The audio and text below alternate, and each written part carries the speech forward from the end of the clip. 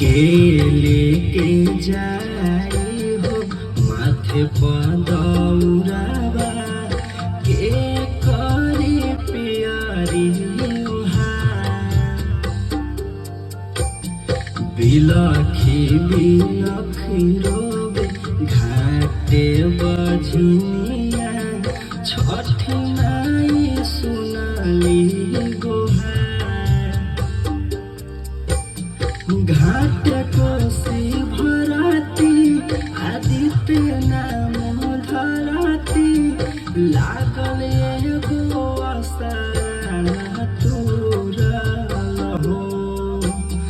दुनिया के